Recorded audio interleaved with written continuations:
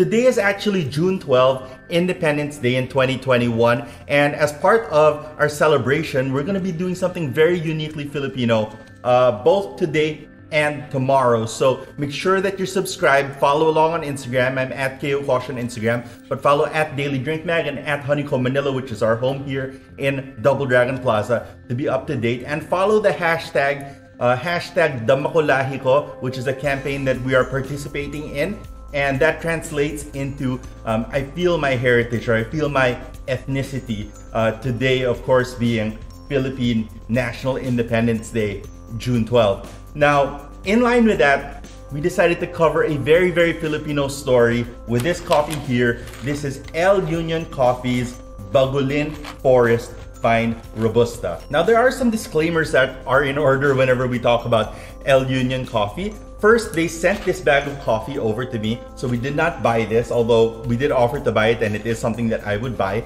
But also, my brother, Kiddo, owns El Union Coffee. He's been running it since Lucky 2013.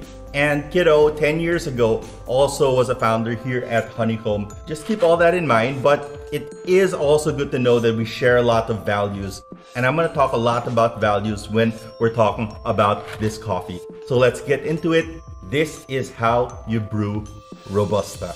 Now, Robusta over the years has gotten a really bad name. Kind of the campaigns that have been run with second wave coffee concepts like Starbucks, CBTL, you name it, has always had this line of thinking that, you know, Arabica Good, Robusta Bad. And here's why. And they'll say it's more bitter, blah, blah, blah. It's not well processed. It's not the highest quality coffee. And the reason why they would say that is because in the world that they were in at the time, a lot of that was actually true. However, it's not really true anymore. And, you know, in a world that's changing with climate change, with shifts in agriculture, but also a maturing agriculture industry where farmers and producers are getting better and better at producing their coffees, we've actually been seeing some really good Robusta. Now, this coffee is actually farmed 2 towns north of San Juan La Union, which is the town that El Union Coffee is based in. Now, this is like a special edition packaging. Your packaging won't look like this, but we do have a picture of what the packaging is going to look like. So that's what the label looks like. And with that, let's taste the coffee. I actually want to taste it 3 ways. First, I'm going to show you what I have found to be the best way to do a pour over for Robusta. And then we're going to pull it as an espresso, taste it as an espresso, and then pull it again as an espresso and taste it as a latte. So I did want to show you guys what the coffee looks like. And you can see here what the beans look like. They're these tiny little Robusta beans. Now, Robusta is usually a smaller bean than Arabica. On the nose, this one is actually already quite sweet. As for the grade of the coffee, this particular green from Bagulin Forest was rated by DTI as an 83. So usually our specialty coffees start at 80 until 100. It's very rare that you get something up in that higher 90s number. Most specialty coffees that you drink, especially if you go to a cafe and they have something that they're grinding as espresso, serving as espresso, usually it's actually in that 80 to 85 range. So this, as an 83, definitely falls into that category. Now, how does it taste? Let's find out. Let's start with a pour over.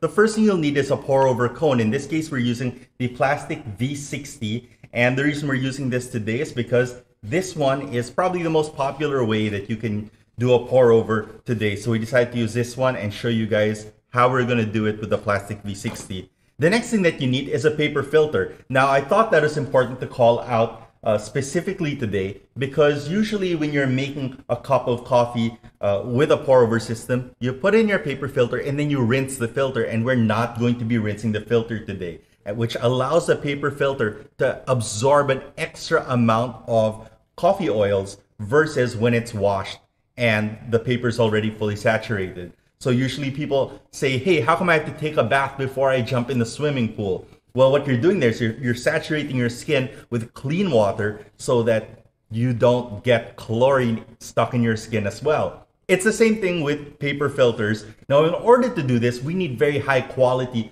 paper filters. And for this, I choose to use origami paper filters of the filters that are available in our market here in Manila, in the Philippines. I find that these are the ones that have the closest to no flavor in them. Now, these origami filters are actually made by a company called Cafec. So if you have access to either origami or Cafec filters, you will get the same great quality from your paper filters. Okay, so we've ground our coffee on our Baratza Seti in its coarsest grind setting, and you can see that it's not that coarse. It is still pretty fine as far as pour over goes. Usually this is what we consider V60 consistency. Now I have my coffee inside my cone. I've used a chopstick to put a little hole in the middle of my cone, and that's where we're going to drop our water when we first pour our water in. Our water temperature will be slightly lower than the usual 92, 96 degrees that we're brewing with. Today we're going to be brewing with a 88 degree water. Our brew ratio for today will be 1:18. So we put 15 grams of coffee in, and we're going to be adding in 270 ml of water to really expand out and elongate that flavor profile that we get with the Robusta. So you guys ready? Let's go.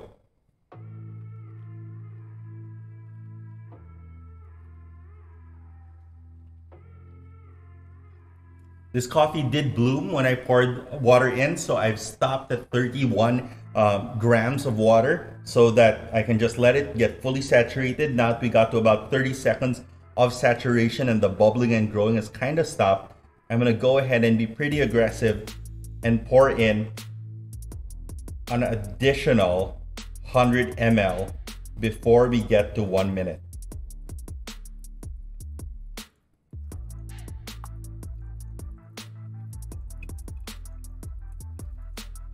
I put in about 110 ml on that pour. As you can see, we got a good fast flow rate from the coffee. And now I'm gonna start pouring at a very consistent, I'm just pouring in that concentric circle until I get all the way up to 270 ml.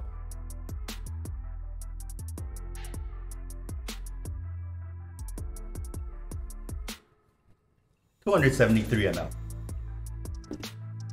All right, so that stopped at about 3 minutes, about 3 minutes 4 seconds.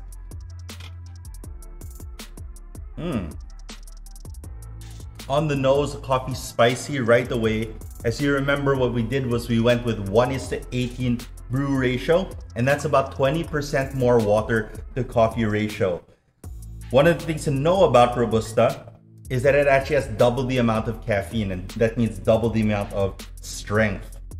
Therefore, you can probably afford to add more water when you're brewing your coffee, because consuming the same amount of liquid would actually give you double the amount of caffeine. So we adjust it by about 20% liquid water, and when our coffee is brewed, then we end up with a slightly, it's still going to be a stronger coffee, but it'll be slightly, below that 2 times caffeine strength.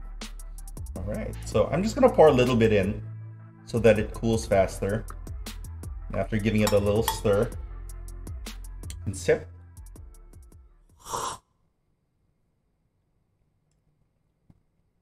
Wow, that's eye-opening. That's eye-opening. There's some nice maple syrup in there, like a maple syrup and brown sugar sweetness.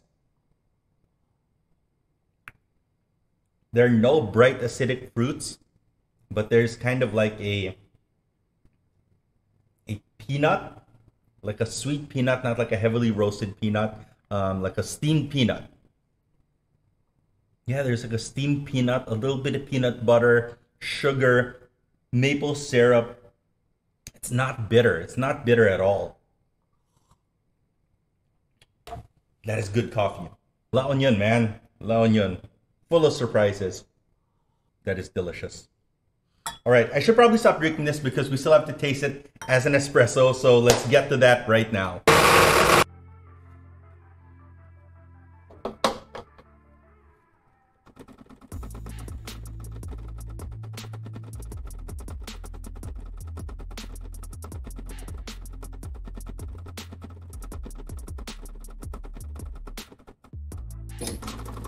Our total brew time was 60 seconds.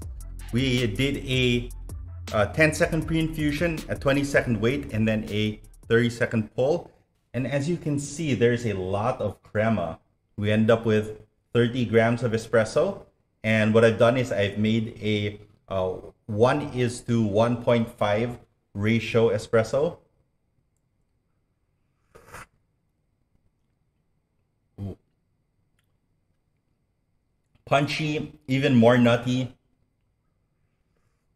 Pretty balanced.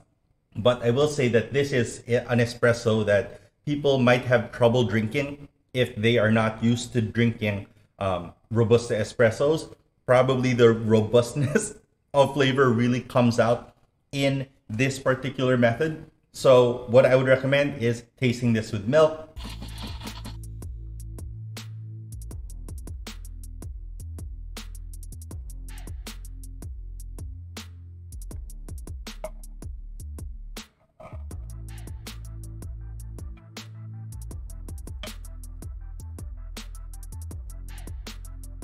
All right, so to our 30 grams of espresso, we've added 130.8 ml of milk. As you can see, there's a bit of speckling from the amount of crema, just the raw amount of crema that was in this cup.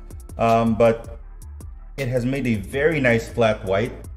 Let's taste it.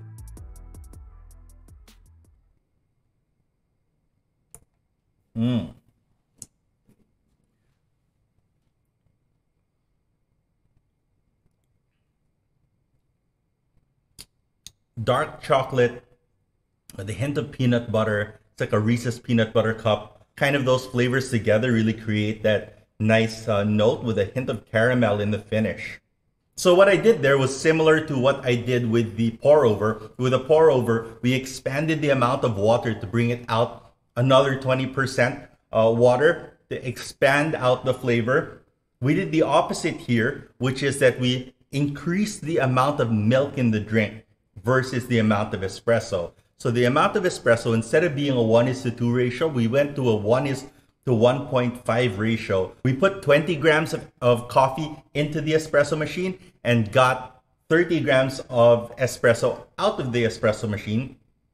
And that allowed us to add an extra 10 grams of milk into the drink to help open up that espresso.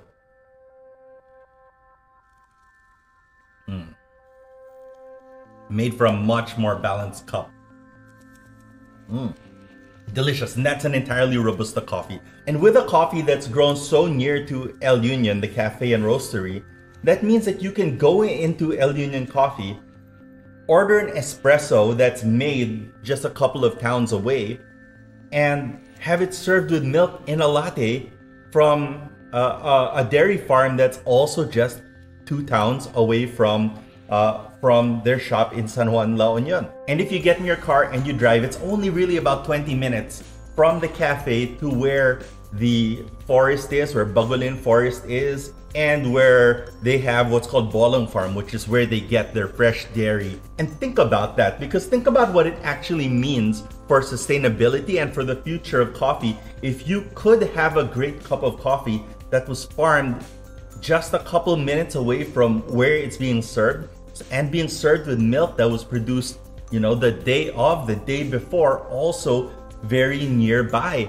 And you compare that to a lot of specialty coffee which we serve, which involves, say, coffees that are farmed on the other side of the world, in other continents. Milk that's processed and produced in California, and it's produced over in California, which is a desert, right? They have to irrigate the desert so that they can feed the cows. They milk it there so that it's near the port, and then they ship it across the ocean here in an air-conditioned container. Just think about the ecological and climate change impact, the carbon footprint of a cup of coffee like that, and then bring it into this and see, okay, what can be done in just one area? Is it possible to have a great cup of specialty coffee? And on top of that, is it possible that that specialty coffee will also be a Robusta? Because if we can have great Robusta, that really says a lot for what we're able to do in the country as a whole, because we have a lot of low-lying regions here as well. All right, so that has been the El Union Coffee Bagulin Forest fine Robusta, specialty Robusta, whatever you want to call it. It's really good. It launches today on El Union's website, so you should be able to order it. But I do warn you guys, when they launch these new origins, they do sell out fast. I don't know how this being a Robusta will affect that, but if you want to try it, go for it. I can't encourage you more. If we can drink more Robusta, that's great for the country and that's great for coffee.